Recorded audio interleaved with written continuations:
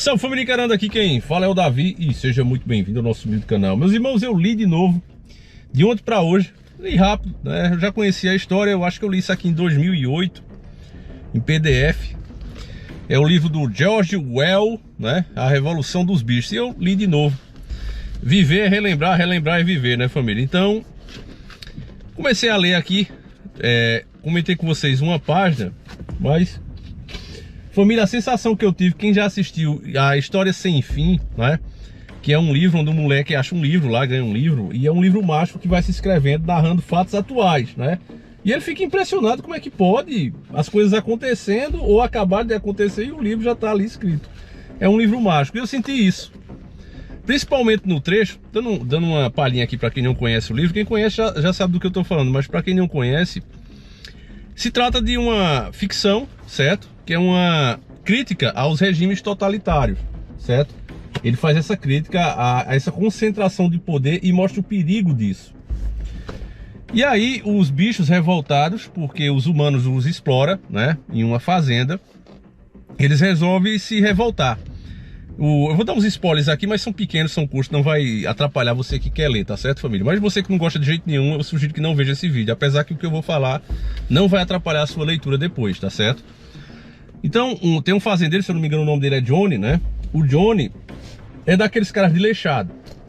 E ele gosta de tomar uma, não tá administrando a fazenda bem. Mas, mesmo assim, os bichos, né, tem o seu trabalho, recebem a ração e estão ali guardados pela segurança da fazenda, né?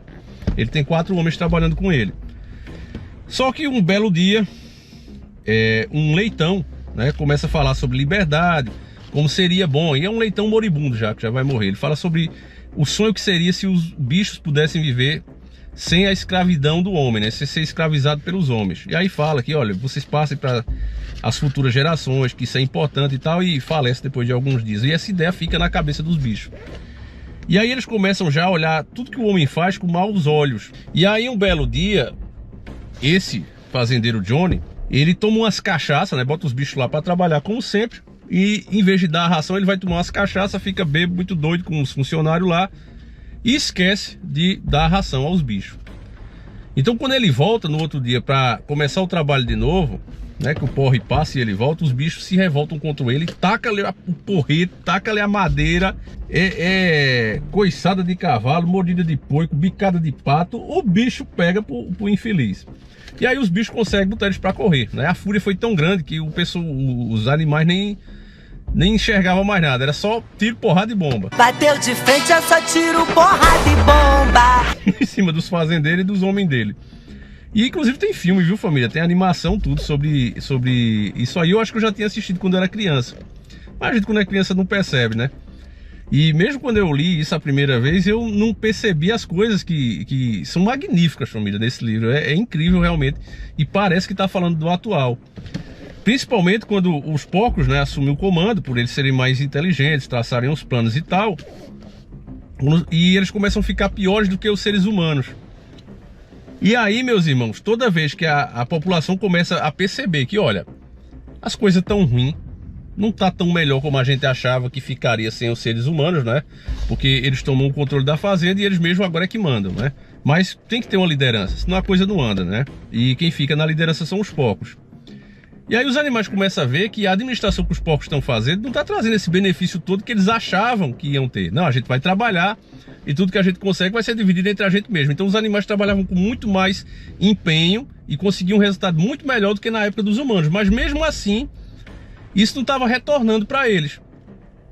E aí eles começaram a reclamar. E aí toda vez, né, que eles queriam se manifestar, reclamar do que estava acontecendo, vinha o porquinho garganta, que faz o papel da mídia, da grande mídia, a relação pública. Ele vinha e fazem como esses cabos eleitorais fazem. Olha, você tá reclamando, Você tá falando do nosso companheiro, do nosso camarada. Sabe o que é que vai acontecer? O Johnny vai voltar. O Johnny era o fazendeiro. Então os animais se assustavam logo. Não, peraí. Se a gente reclamar, se a gente ficar chiando aqui, o Johnny vai voltar? Vai voltar e aí, meu irmão, acabou. Alguma semelhança, meu irmão, com o que está acontecendo no Brasil? O próprio Bolsonaro, que nós votamos nele, perdeu a eleição por quê? Porque as pessoas, ao invés de cobrar, ao invés de se esforçarem como estão fazendo agora na porta dos quartéis, dizia: silêncio, calados, todo mundo calado. Isso aí enfraquece o governo e o PT vai voltar. Vocês lembram disso?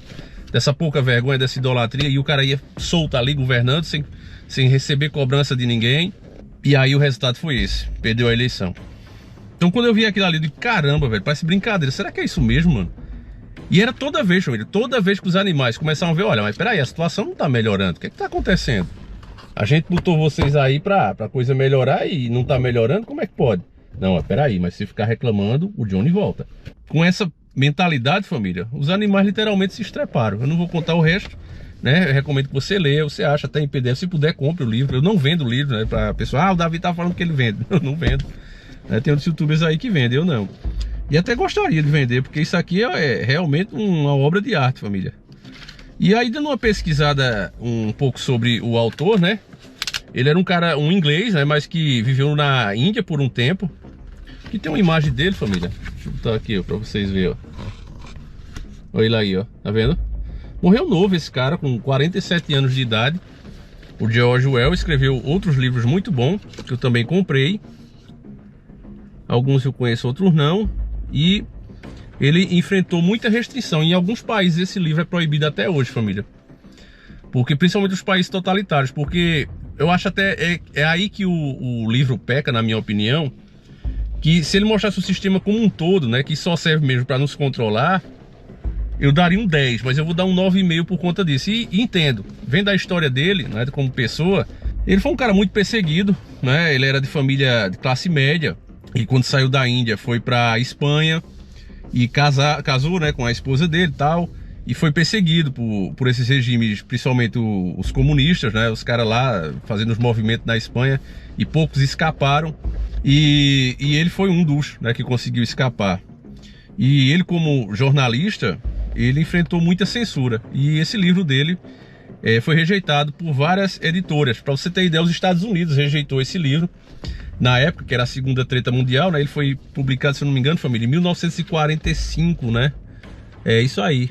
Ele foi publicado a primeira vez em 1945. Então, houve muita rejeição, porque naquela época tinha aliança por causa da Segunda Treta Mundial, né? Alguns já apoiavam os bigodinhos, para você ter noção. E aí ele não conseguia. Para vocês terem ideia, né? Os Estados Unidos rejeitou com a desculpa, né? Que ter animais como protagonista era muito estranho. Estados Unidos, que tem a Disney, que é o principal personagem da Disney, é um rato, né? O Pluto, o Pateta, mano, o Donald, e os caras dizem: não, a gente não vai botar porque são animais. Pelo amor de Deus, podiam ter dado uma desculpa melhor, né? Mas depois as pessoas viram que era importante, que a obra era interessante, e aí conseguiram, né? Outras editoras menores conseguiram. Teve país que ele abriu mão até dos direitos autorais dele, família, para liberar até uma versão pirata para quem entrasse desse... O cara liberou uma versão pirata do próprio livro, abrindo mão dos direitos autorais, né? Só para que as pessoas tivessem acesso a essa informação e percebessem que essa é a mensagem do livro, que por mais que tenha falha no sistema democrático, a gente vê isso aí, ele ainda é melhor do que qualquer ditadura, do que centralizar o poder, família. E realmente o livro, ele nos acorda, porque a gente vê tanta coisa acontecendo, que às vezes a gente pensa: será que não era melhor uma monarquia? Será que não era melhor tirar essa quantidade de gente, todo mundo falando ali, ninguém se entende, fragmentando o poder? Acaba que grandes empresas conseguem, né? Só elas conseguem juntar esses fragmentos. Ela junta um fragmento aqui, outro ali, e consegue aprovar o que ela quer. A gente já tem analisado isso há muitos anos. Mas quando você vê, família, na prática o que acontece, a gente vê que não dá certo, porque no sistema democrático você tem as esferas para recorrer. Ah, esse está fazendo isso, então eu vou recorrer a esse outro poder aqui. Mas quando tudo está centralizado num cara só, o que ele disser, se ele disser assim: ó, os caras que se chamar Davi não podem mais fazer vídeo, eu vou recorrer a quem? E o cara que manda em tudo. Você está entendendo, família? E às vezes, pelo sistema estar fazendo isso que faz conosco, as pessoas não percebem. Outro ponto crucial, que também é por isso que eu não dou um 10 a esse livro, é que ele deixou meio por cima a parte religiosa. O sistema sempre trabalhou com a mídia, né, a grande mídia, que é a boca, literalmente, e o sistema religioso, porque quando os animais estão muito cansados e vendo que já estão ficando velhos e não vão conseguir mais nada nessa vida. Por exemplo, o cavalo, né, que vive mais ou menos 12 anos, ele já tá com 11 anos trabalhando pra caramba, não conseguiu nada nessa vida, mas aí vem o corvo e diz a todos: não, mas olha, existe um paraíso acima das nuvens, uma cidade chamada não sei o quê, e nessa cidade lá todos os animais vivem bem pra sempre. E as pessoas ficam: é mesmo, eu vou esperar pra próxima.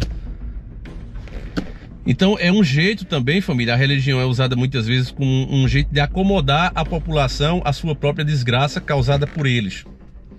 Eles tomam a nossa riqueza, tomam os frutos do nosso trabalho, porque eu tenho dito isso aqui no canal: se você, meu irmão, é um preguiçoso que não trabalha e não tem as coisas, a culpa é só sua. Mas se você trabalha dia após dia, às vezes você ultrapassa a carga horária e o dinheiro mal dá para sustentar a sua família, então tem alguma coisa errada com o sistema, não é com você.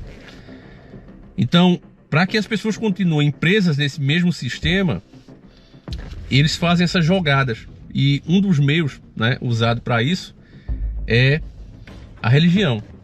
Quando ela é usada dessa maneira: olha, fica na tua, não faz nada, porque isso é vontade de Deus mesmo, e você tem que ser assim, sempre um miserável até o fim da sua vida. E tá errado isso, família. Deus mandou o seu próprio filho para pagar por nós. Então, não é porque Jesus sofreu na cruz que a gente também tem que sofrer.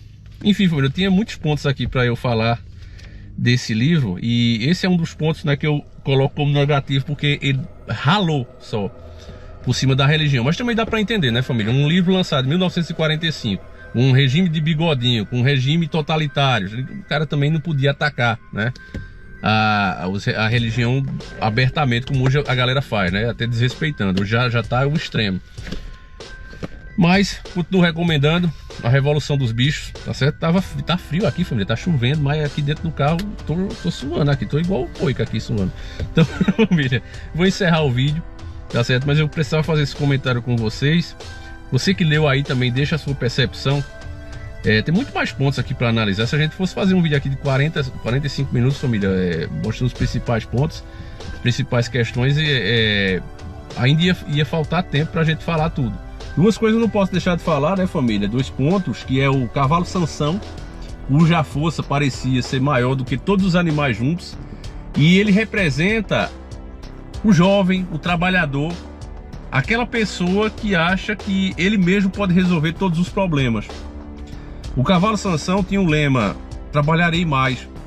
Quando as coisas davam errado, não por culpa dele, mas pela própria administração do governo, ele pensava que ele mesmo podia resolver. Ele acordava meia hora mais cedo para começar o serviço dele antes dos outros, e quando algo dava errado, ele acordava 2 horas mais cedo. Ele passou a vida toda dele trabalhando para que outros usufruíssem da sua força. E ele não era só forte, também era um grande guerreiro. Mas ao invés de usar isso em prol de mudar o sistema, ele ajudava o sistema se esforçando tanto. Então ele representa aquelas pessoas que dizem: não, eu vou arrumar 2 empregos, vou arrumar 3, mesmo o cara já está se matando. E não percebe que o problema é justamente aqueles que o administram. E ele acha que não, esses são bons, tem um bom ali, tem um ruim. É só deixar o bom fazer as coisas que as coisas melhoram, quando na verdade o problema é o próprio sistema.